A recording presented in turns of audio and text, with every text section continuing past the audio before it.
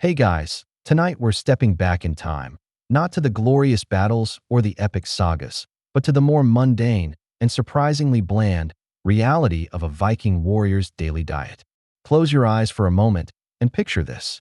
You're huddled in a longhouse, the smoke from the central fire stinging your eyes just a little, a thin draft snaking under your fur cloak.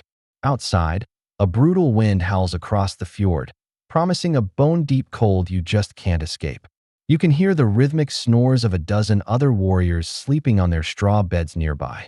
The air is thick with the scent of wood smoke, old leather, and a certain kind of earthy, unwashed musk that you get when you've got a lot of big, sweaty guys crammed into one room for months on end.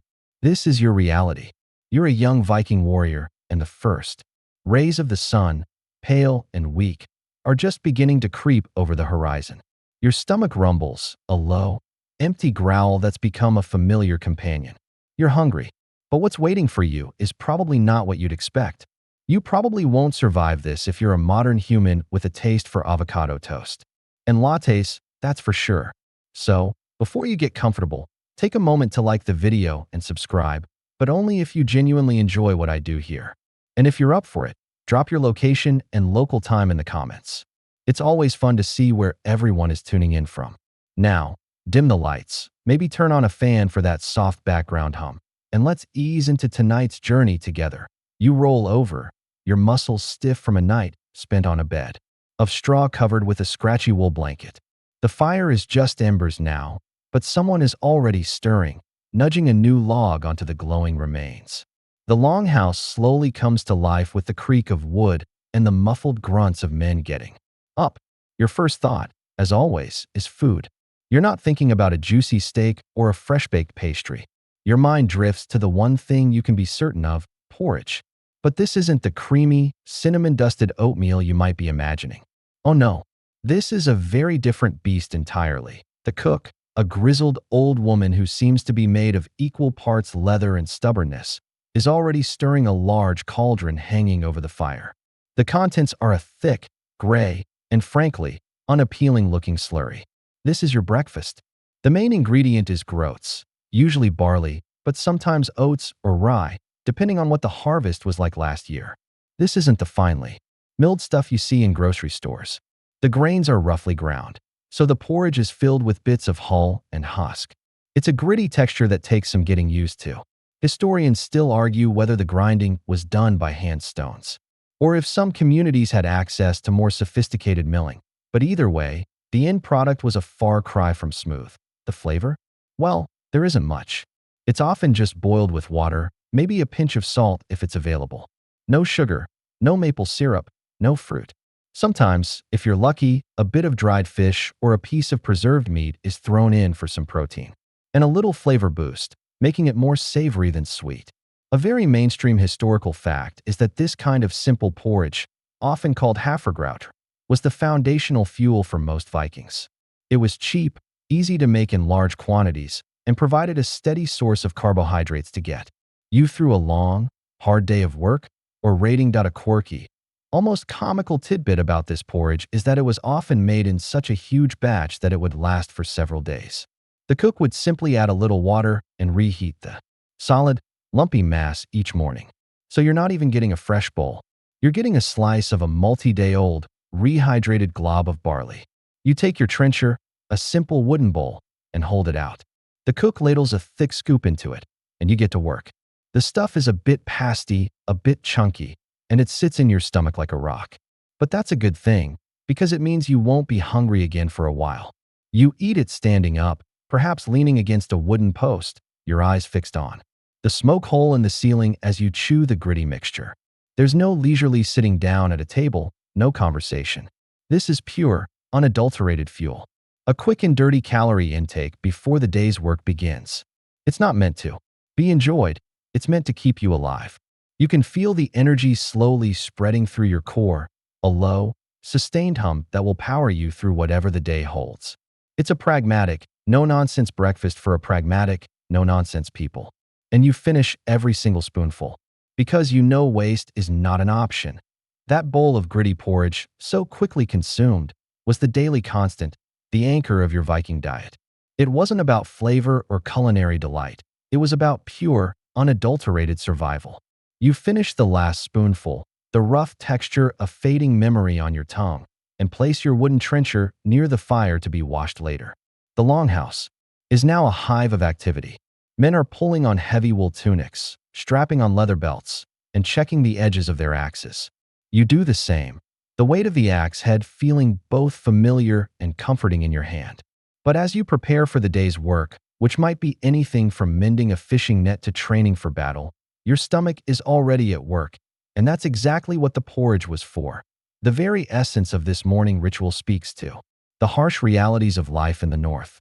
Unlike the romanticized image of Vikings feasting on whole roasted boars and drinking horn after horn of mead, your reality is far more grounded. The porridge, or grouter, as it was generally known, was a genius solution to a simple problem: how to fuel a large group of people with limited resources. Grains like barley and oats grew relatively well in the Scandinavian climate, and they could be stored for long periods, which was essential for surviving the long, lean winters. A mainstream historical fact is that the reliance on these durable, storable grains was a key factor in the long-term viability of Viking settlements. It was the energy source that made everything else possible, from raiding parties to the monumental task of building a longship. That a quirky tidbit about this porridge is that it was rarely just the same thing every day. While the base was always grain and water, the cook might, on a good day, toss in some bits of dried fruit, not for sweetness, but for a little texture and a tiny boost of nutrients. More often, the flavor would be enhanced with whatever was available. This could be a spoonful of sour milk, a few herbs foraged from the nearby forest, or even, on very rare occasions, a few drops of precious honey. This constant improvisation meant that while the breakfast was fundamentally the same, no two bowls were ever truly identical. It was a subtle, almost unnoticed variation in a life defined by monotony. The porridge itself wasn't just a simple mix of grain and water. The cooking process was also a matter of practical necessity. It was often cooked slowly, sometimes over several hours, which not only made the hard grains more digestible, but also killed off any potential pathogens from a less than sterile water source. The cauldron was a central piece of communal living, and the porridge it held was the heartbeat of the home, a warm, thick promise that you wouldn't go hungry. Historians still argue whether the grouter was a strictly morning meal or if it was consumed at various times of the day, serving as a filler whenever hunger struck. The truth is likely that it was a bit of both, a versatile and fundamental component of the diet that could be adapted as needed. Think of it this way: your breakfast wasn't a choice, it was a consequence. You didn't wake up and decide, "What do I want today?" You woke up and consumed what was necessary to survive.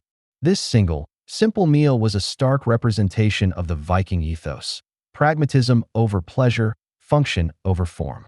It prepared your body for the physical demands of the day, whether you were swinging an axe, rowing a longship, or marching for miles on foot. The slow-release carbohydrates from the roughly ground grains provided sustained energy, not a quick sugar rush followed by a crash. You needed to last until the next meal, whenever that might be, and this breakfast was your engine. It was a testament to a life where comfort was a luxury and efficiency was king. And you ate every last bit, not because you enjoyed it, but because you knew, deep in your bones, that it was the fuel for another day's fight.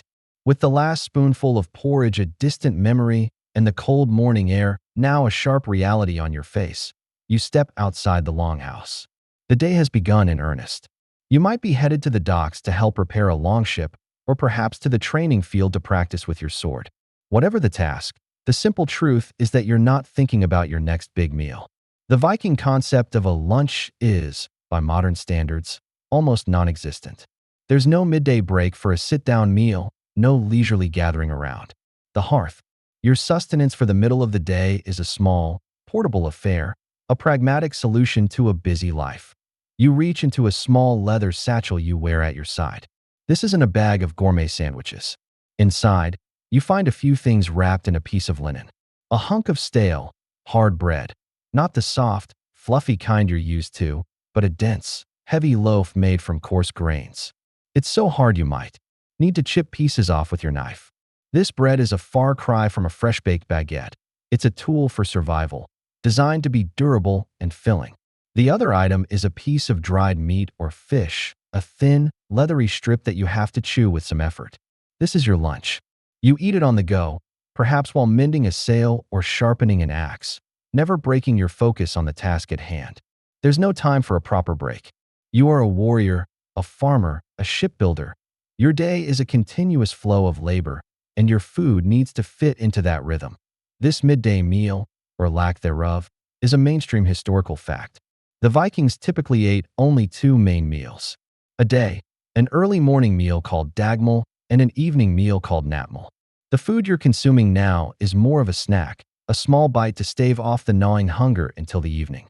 The dagmal you had this morning was your main fuel for the day, and the evening meal will be your reward for a day's work. This in-between lunch is just a bridge. A quirky detail about this is how the food was often prepared to be eaten this way. The dried fish or meat, known as harfisker, was so hard it could be stored for months, and it was a common practice to soften it by hitting it with a rock or a small hammer before eating. Imagine, you're not just eating your food, you're performing a small, percussive ritual to make it edible. The sound of a dozen men rhythmically thumping their dried fish might be a common soundtrack to a Viking work site. Historians still argue whether this midday snack was a universal practice or more of an ad hoc arrangement, depending on the season and the task. But the evidence suggests that a formal lunch was a luxury few could afford in terms of both time and resources. So you chew on your hard bread and your even harder fish, your teeth working away at the tough, salty texture. There's a certain satisfaction in it. It's not a meal for pleasure, but a meal that makes you feel strong. The salt from the fish makes your throat a little dry, so you wash it down with a sip of water from your leather flask. There's no sweet ale or frothy meat here, just water, as plain and simple as the food you're eating. The flavors are basic: salt, grain, and the faint, fishy tang of the dried protein. There's no hint of spices or complex seasonings. Your palate is used to this simplicity, and in a strange way, it's all you need. You are not eating to be entertained. You are eating to endure. The fuel is doing its job, and that's all that matters. You finish the last piece of fish, wipe your hands on your tunic, and get back to work. There are still many hours of daylight left and many tasks to complete before the comfort of the evening meal as the sun begins its slow descent, painting the sky in fiery oranges and deep purples. Your work for the day is finally winding down. Your muscles ache, your hands are calloused and rough, but a certain satisfaction settles in as you head back towards the longhouse. The low rumble of hunger has returned, but this time, it's a pleasant anticipation, a signal that the day is nearly over and a proper meal awaits. You push open the heavy door, stepping back into the warm, smoky air of the communal hall. The central hearth is roaring now, and the air is thick with the promise of food. You're ready for the evening meal, the natmal, and your stomach hopes for a rare treat: meat. The reality, however, is that meat was not an everyday luxury. The popular image of Vikings gnawing on huge turkey legs is mostly a myth. While they were certainly capable hunters and skilled in animal husbandry, a mainstream historical fact is that meat, particularly from large domesticated animals like cows and pigs, was typically reserved for special occasions or feasts. The sheer amount of resources it took to raise and slaughter a cow, for example, made it a costly choice. Every part of the animal was used, of course, from the hide for leather to the bones for tools and ornaments. But the meat itself was a special event, not a daily staple.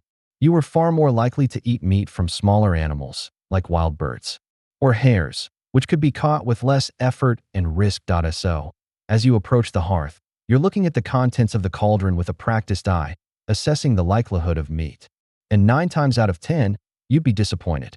Instead of a thick, savory stew of beef or pork, the cook is more likely stirring a pot full of something else entirely: fish. A quirky tidbit is that even when a large animal was butchered, the meat would often be preserved immediately through salting or smoking, not cooked fresh. A joint of meat might be boiled for hours to create a broth, but the solid meat would then be dried to last through the winter, making a fresh, roasted joint a very rare sight indeed. Historians still argue whether this preference for fish over Meat was a result of ecological necessity or a matter of cultural preference. The sea and rivers were abundant, and fishing was a more reliable and less labor-intensive way to get protein than hunting. Think about it. A single fishing trip could yield enough food to last a week, whereas hunting a wild boar was a dangerous and time-consuming gamble. The vast network of fjords, lakes, and rivers provided an endless source of sustenance. So while the Vikings were masters of the sea in terms of raiding and exploration, they were also masters of the sea in terms of feeding themselves. So tonight, you see a large, lumpy piece of cod boiling in the pot, along with some root vegetables. It's not a feast, but it's a solid, reliable meal. The smell is a bit briny, a bit earthy, and it promises to fill the cavernous emptiness in your stomach. You get your trencher ready, and the cook ladles out a generous scoop. The fish is flaky and tender from the long boiling, and the root vegetables are soft. You eat it with your fingers and a knife, perhaps a spoonful or two of a fermented milk product on the side. This is your reward for a day's toil, not the imagined feast of a king, but the simple, hearty, and fish-centered meal of a warrior. And as you eat, you can feel your body recovering, the protein and fat replenishing your strength. It's not glorious, but it is deeply satisfying. With the fish stew warming your insides and the day's fatigue slowly giving way to a more comfortable lethargy, you lean back against the wall of the longhouse. The fire casts dancing shadows across the faces of your fellow warriors. They're quiet, chewing and low murmurs filling the space. The meal is not just about sustenance. It's a social ritual, a time to recount the day's events, to tell stories, and to simply be in the company of your comrades. But as you finish the last morsel of cod, your mind drifts back to the source of this protein. It wasn't the heroic hunt of a wild boar, but the patient and sometimes grueling work of fishing. That a mainstream historical fact is that fishing was absolutely central to the Viking diet. It wasn't just a backup plan, it was the primary source of protein for many communities, especially those living along the coast and fjords. Cod, herring, haddock, and mackerel were all common catches. The methods were varied and ingenious. You would often be part of a group heading out in a small boat, casting nets or using hand lines with a simple bone hook. Sometimes you might even have helped with a weir, a type of fence built across a river to trap fish as they swam upstream. The bounty from the sea was predictable and, for the most part, plentiful. A quirky detail about their fishing methods is the use of specialized fish traps. These weren't just simple nets. They were often intricately woven baskets or wooden structures placed in strategic locations in rivers and streams, designed to funnel fish into a holding area. One such trap, the kveker, was a spiral-shaped wicker basket that fish would swim into but couldn't easily escape. The ingenuity behind these tools speaks to a deep understanding of local fish migration patterns and a reliance on low-tech, high-yield methods. It was a quieter, more methodical side of Viking life that you rarely see in the sagas. Historians still argue whether the technology for deep-sea fishing was as advanced as their coastal methods, or if venturing far out to sea for food was considered too risky a gamble with their limited preservation techniques. Once the fish was caught, the work wasn't over. In fact, that was just the beginning. Preservation was key, a topic we'll get into more later, but it was often a communal effort. The fish would be cleaned, gutted, and then hung on large wooden racks to dry in the cold, salty air. This process, known as stockfish production, turned the fresh, soft fish into a hard, brittle, and almost indestructible source of protein that could last for years. You remember helping with this, the sharp scent of fish and salt on your hands for days, the rhythmic motion of hanging the fish to dry under the wide Nordic sky. It was a monotonous task, but you knew every single piece was a promise of survival through the dark, cold months to come. So as you sit here, content after your simple meal, you're not just eating a piece of fish. You're consuming the product of hard work, ingenuity, and a deep respect for the natural world around you. This fish-centered diet wasn't a compromise. It was a core part of who you were. It shaped your days, your skills, and even the way your community functioned. It wasn't about the thrill of the hunt, but the steady, reliable provision that made life possible in this unforgiving land. And as the fire crackles and a storyteller begins a tale of a long-ago raid, you lean in, your hunger sated and your mind at ease. The gentle hum of conversation and the steady crackle of the fire fill the longhouse, a comforting soundscape as you settle in for the night. You're full, but not uncomfortably so, and the fish stew is a warm memory in your stomach. As you prepare to lay down your head, your thoughts drift to the food you've consumed today and the sheer ingenuity behind its availability. We've touched on how important fish was, but what's truly remarkable is how they made it last. In a world without refrigeration, the ability to preserve food was not just a convenience. It was a life or death skill that a mainstream historical fact is that fermentation, salting, smoking, and drying were the cornerstone of the Viking food preservation system. Let's take the fish you ate tonight. Chances are, it was a piece of stockfish, a perfect example of a preservation technique that turned a highly perishable item into an almost indestructible one. The process was simple but effective. The fish was gutted and then hung on large wooden racks in the cold, dry air. The wind and sun did the rest, slowly turning the fish into a stiff, leathery board. This wasn't a quick process, but it resulted in a product that could be stored for years, providing a reliable source of protein for long sea voyages or the lean winter months. You remember the smell of the drying racks, a briny, sharp scent. That was the smell of survival itself, but it wasn't just fish. A quirky tidbit is the use of fermented foods, which were a far more common part of the diet than we might imagine. The Vikings made a type of fermented sour milk, known as skyr, which was similar to a thick yogurt. Not only did this process preserve the milk, but it also made it more digestible for many adults who might have had trouble with fresh milk. This skyr was a versatile food, eaten on its own, mixed into porridge for a creamy tang, or even used as a base for sauces. The fermentation process added a tart, sour flavor that was a welcome change from the otherwise bland, savory diet. You might have even had a dollop of it with your stew tonight, the sharp taste cutting through the richness of the fish. Fermentation wasn't limited to dairy, either. You've had sour vegetables, probably turnips or cabbage, preserved in a similar way, and even some fermented grain products. This practice was a form of insurance, a way of banking the bounties of a good harvest or a successful hunt.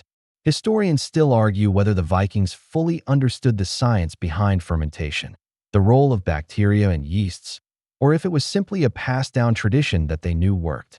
The result was the same regardless, a wide range of foods that could be kept safe and edible for long periods, providing essential nutrients and a little bit of variety to an otherwise monotonous diet. As you lie down now, the warmth of the fire fading and the room growing cooler, you are surrounded by the products of this preservation.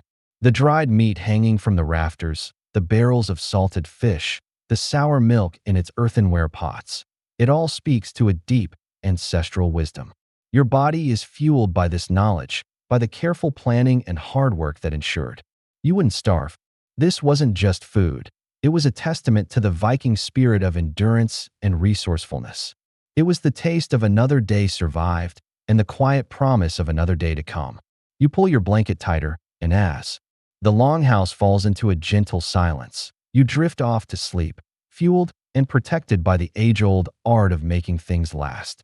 The longhouse is now hushed, save for the occasional snore and the soft crackle of the embers. You're drifting in that hazy space between wakefulness and sleep, your mind half lost in the day's events. But as you shift, a ghost of a taste lingers. On your tongue, something tart from the skyr, maybe, or the briny salt of the fish. These are the flavors that define your life. Yet, in the back of your mind, a more festive memory might surface. The rich, sweet taste of mead from a recent celebration. While the water and sour milk of today were your daily reality, the world of Viking drinks was far more varied and interesting than you might think. That a mainstream historical fact is that Vikings were skilled brewers and fermenters, and their alcoholic drinks were not limited to just mead. While mead, a drink made from fermented honey, holds a mythical place in our imagination, it was actually a luxury. Honey was rare and precious, making mead a beverage reserved for feasts, religious ceremonies, and the most important social occasions. It was a drink of the elite, a status symbol that you might only taste a few times a year. For the average warrior, the drink of choice was far more common: ale. This wasn't the hoppy, bubbly beer you know today.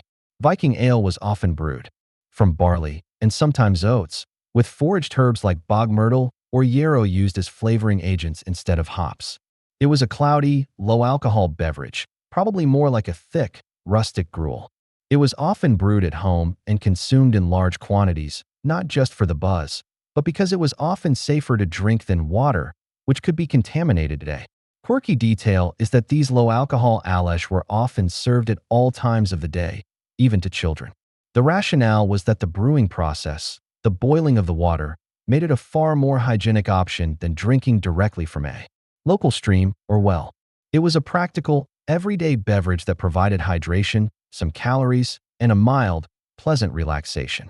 This is why you'd be more likely to find your companions with a tankard of ale at the dinner table than a horn of mead. Historians still argue whether the strength of these alesh varied significantly, or if they were consistently brewed to be a low-alcohol, nourishing drink. The truth probably lies somewhere in the middle, with a wide range of potencies depending on the brewer and the occasion. But alcohol wasn't the only option. The fermented milk, or skyr, we talked about earlier was also a common drink. It could be thinned with water to create a refreshing, tangy beverage. In colder regions, a type of whey, a byproduct of cheesemaking, was also consumed. It wasn't a particularly delicious drink, but it was nutritious and widely available. Water was, of course, drunk as well, but always with caution. It might be drawn from a pristine spring, but you never knew for sure what lay upstream. So, while you might dream of the sweet, golden taste of mead, your reality was a much simpler, more pragmatic array of drinks. You had the everyday nourishment of ale and fermented milk, and the rare, celebratory sip of mead. And as you finally drift off to sleep, you're grateful for the simple warmth of the ale you had a few hours ago, the gentle, comforting hum it left behind, a perfect end to the long day that you've woken with the rising sun, the longhouse once again coming to life. The air is cold, but the memory of last night's ale and today's promise of hot porridge is enough to get you moving.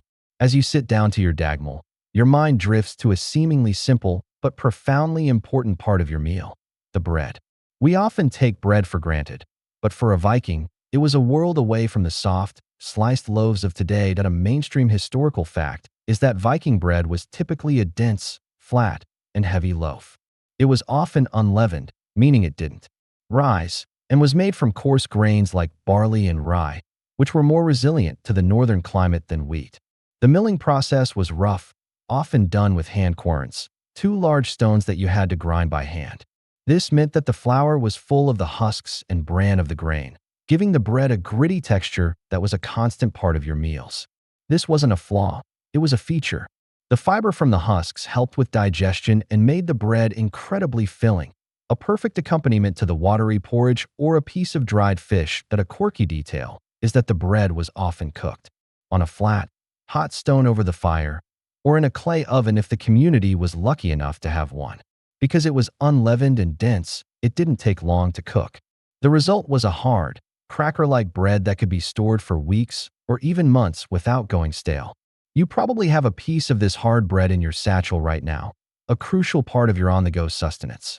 Sometimes the dough would be cooked directly on the fire's embers, giving it a charred, smoky flavor that you either loved or hated.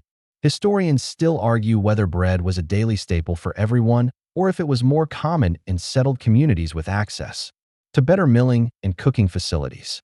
The truth is likely that it varied widely, but even for those without a daily loaf, some form of flatbread or hardtack was a common part of the diet. The bread wasn't just a food, it was a tool. You might use a hard piece to scrape up the last bit of porridge from your trencher, or to hold a piece of fish so your hands didn't get greasy. It was a functional, no-frills part of every meal that wasn't about pleasure, but about purpose. The taste was simple, earthy, and often a little sour from the wild yeasts and the coarse grains. It was the taste of the land itself, a constant reminder of the hard work required to cultivate and harvest the food that kept you alive. So, as you finish your morning meal, you appreciate the dense, heavy slice of bread, a small but vital piece of your daily routine. The taste of your coarse bread and porridge is now a lingering memory as you head out into the day. You're on your way to the coast to check on some of the fishing boats. The air is crisp and carries the sharp scent of the sea, a smell that's a constant part of your life. It's a reminder of a substance that, while we take for granted today, was as precious as gold to a Viking, salt. Without it, none of the food preservation techniques we've discussed would be possible. A mainstream historical fact is that salt was not just a seasoning. It was a fundamental commodity that enabled long-term survival. The Vikings' ability to preserve fish and meat by salting was a game changer, allowing them to store huge quantities of food for the long, lean winter months or for extended sea voyages. Salt was the key to their expansion and success. Without a reliable way to preserve food, their longships would have been little more than glorified fishing boats. It allowed them to carry provisions for weeks or months at a time, making their famous raids and explorations possible. The sourcing of this salt was a testament to their resourcefulness. A quirky tidbit is that in some coastal communities, salt was produced by boiling seawater in large, shallow pans over a fire. This was a labor-intensive and fuel-hungry process, but it yielded a vital supply of the precious mineral. The Vikings didn't just use salt from the sea. They were also traders, and salt was a valuable item of exchange. They would trade for it in their travels, bringing back blocks of salt from other lands, a testament to its value and importance. Historians still argue whether salt was a product that every settlement made for themselves, or if there were specific communities dedicated to salt production that then traded it with others.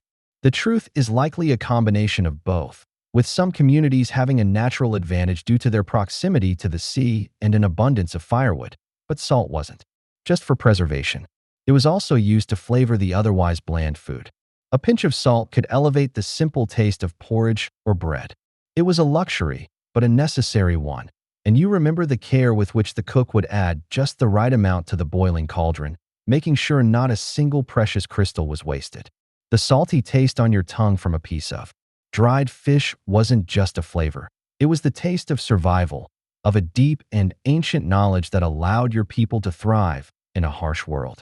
It was the taste of another day, another journey, another winter that you would live to see through. And as you make your way to the boats, you're grateful for every single grain of it. The sea air is brisk and salty, a familiar feeling as you check the ropes and nets of the longboats. The scent of salt hangs in the air, a constant reminder of its vital role in your life. But as you walk past the edge of the forest, a different scent catches your attention.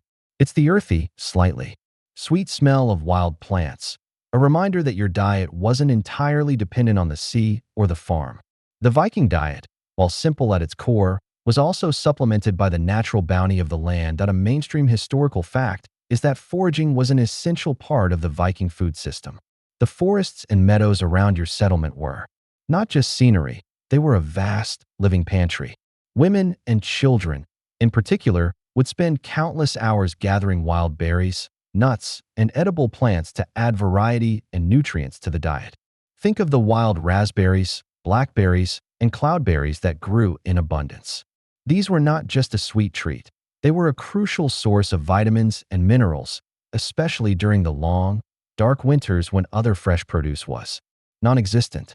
You remember the taste of them, a burst of tart sweetness that was a rare and treasured luxury. A quirky detail is the use of wild herbs.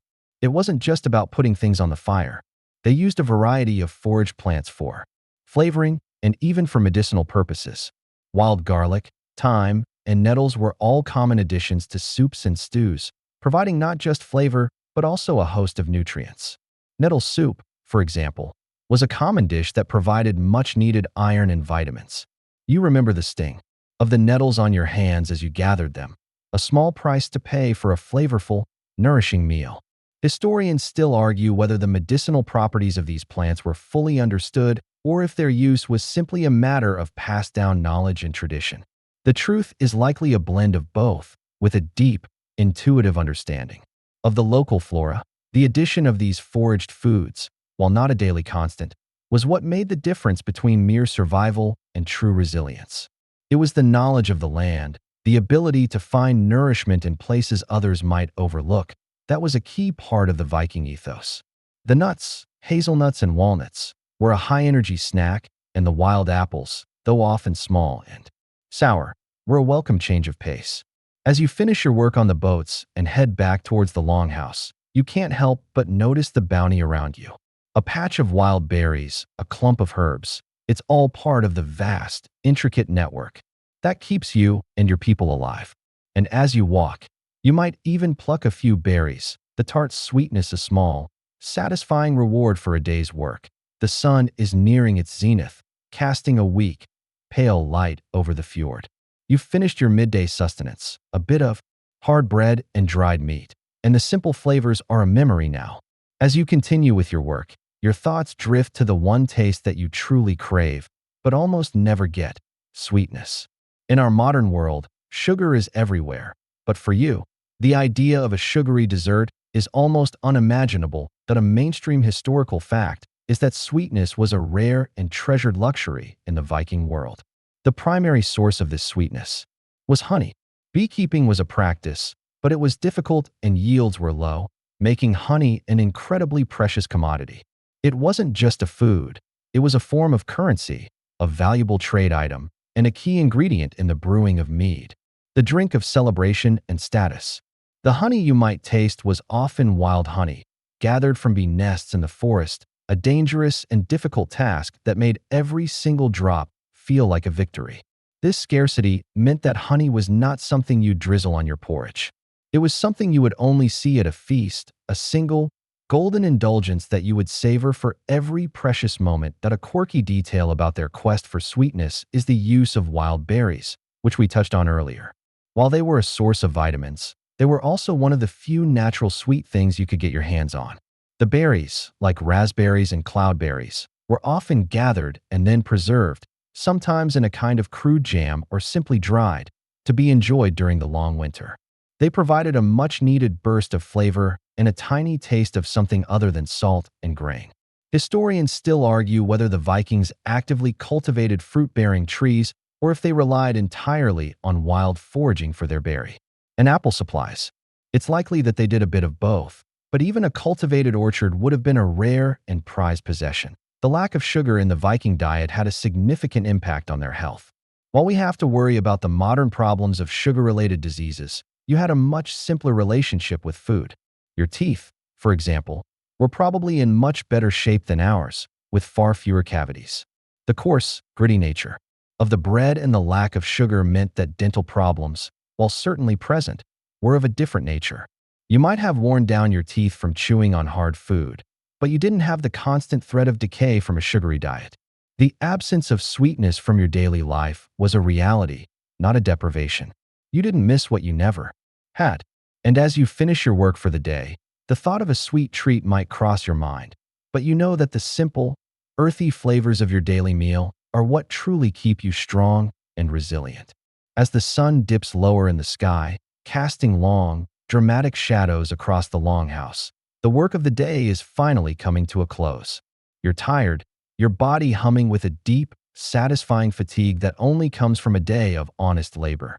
The air inside the longhouse is warm and fragrant with the smell of the evening meal, the promise of food a powerful draw.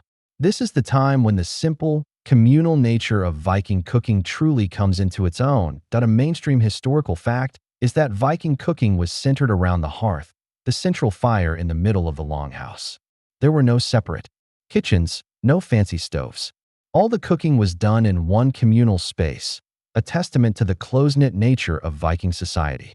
A large iron cauldron, or a series of smaller clay pots, would be suspended over the fire, and this is where most of your meals were prepared. Boiling was the most common method of cooking. It was the most efficient way to cook large quantities of food, whether it was porridge, stew, or fish, for a large number of people. It also made even the toughest cuts of meat or the hardest vegetables tender and edible. A quirky detail is the simplicity of the cooking tools. Your kitchen was a far cry from modern ones. You had the cauldron, of course, and perhaps a few iron spits for roasting, though roasting was a much rarer event due to the amount of fuel it consumed. Your other tools would have been simple and utilitarian: a large wooden stirring paddle, a simple knife for chopping, and perhaps a pair of tongs for moving hot coals. Cooking was a communal effort, and everyone had a role to play, from gathering the fuel to stirring the pot. It was a rhythmic, daily ritual that brought the community together. Historians still argue whether the Vikings had specific roles for cooks, or if the cooking duties were rotated among the household members.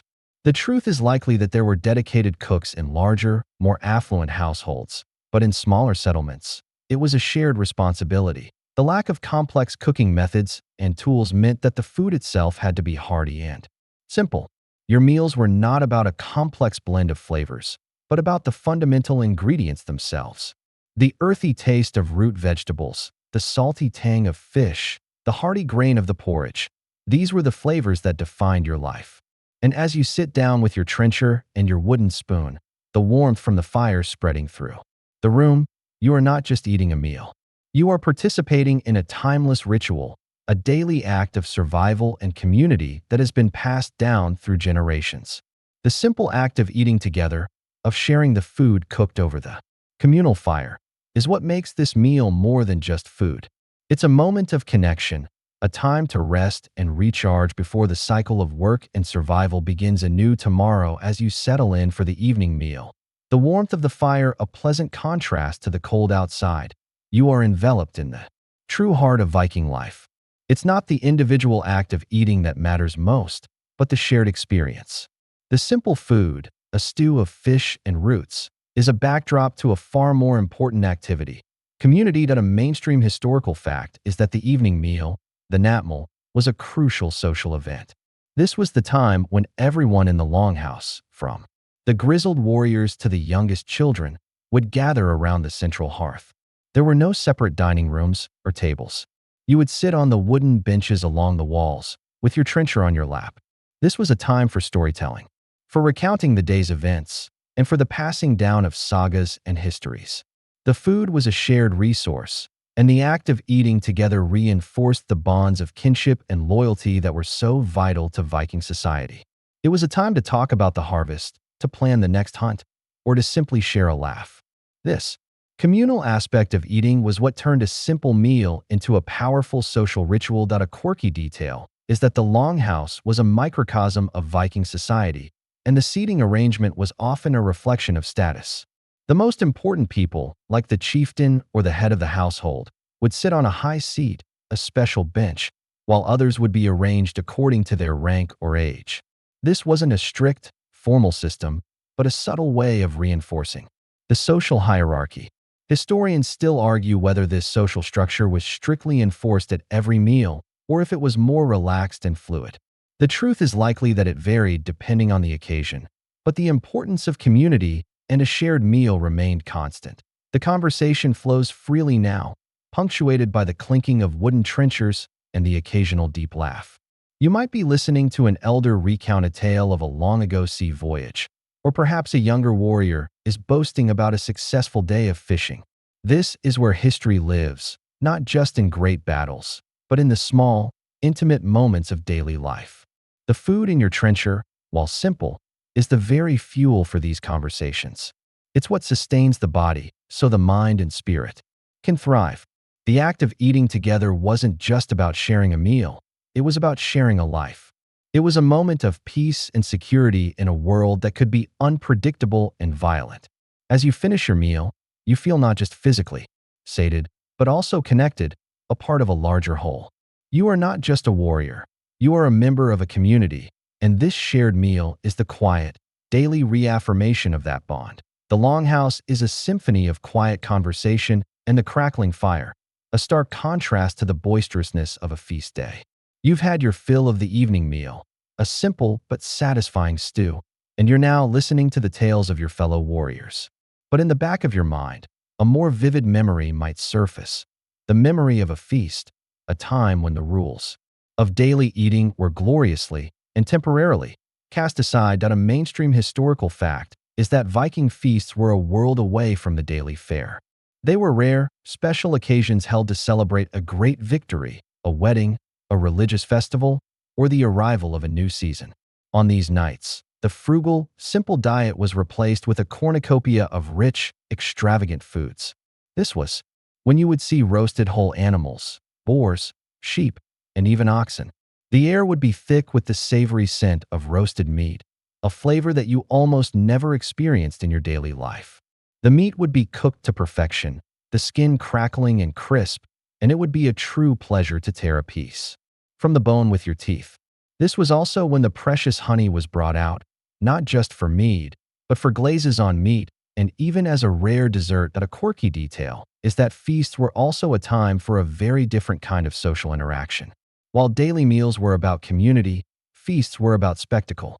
The best singers and storytellers would be asked to perform, and a certain kind of playful boasting, a verbal sparring known as flighting, would often take place.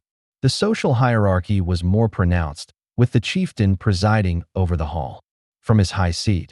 But the communal feeling was also heightened by the shared excess. Historians still argue whether the feasting was a religious ritual or a secular display of wealth and power.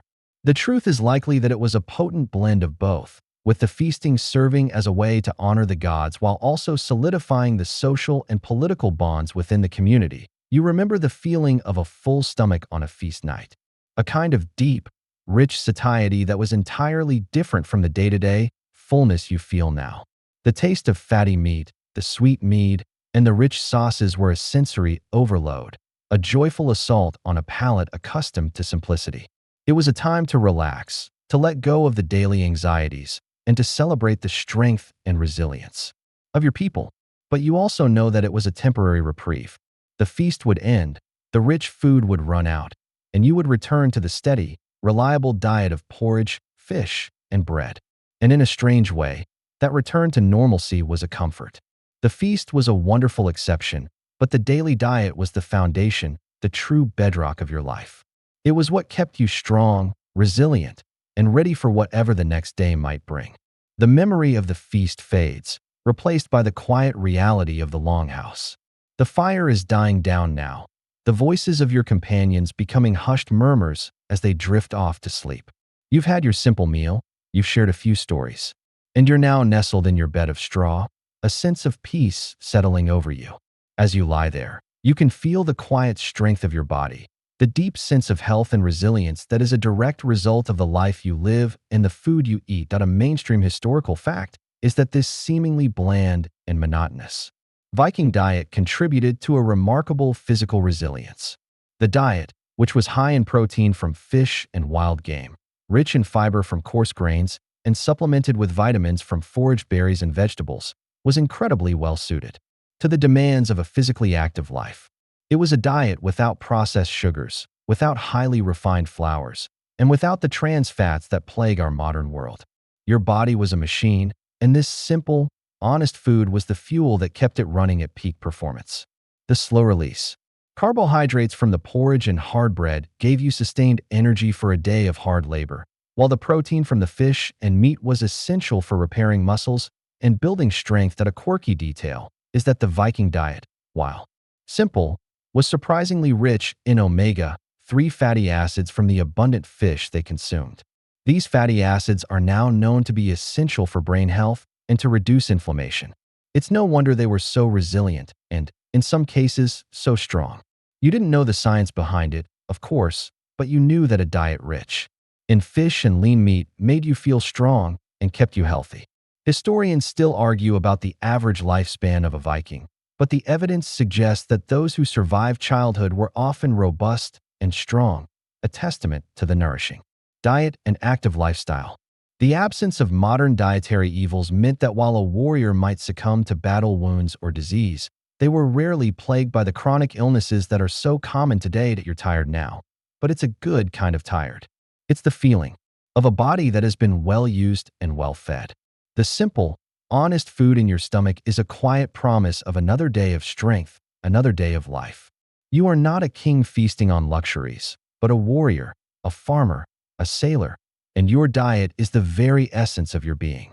It's not a source of pleasure, but a source of power. It's the taste of the sea and the land, the product of hard work and deep-seated knowledge. You pull your blanket tighter, the quiet of the longhouse a comforting hum. The fire is just embers now, but a faint, pleasant warmth still lingers. Your body is ready for rest, and your mind, now calm and still, is ready for dreams.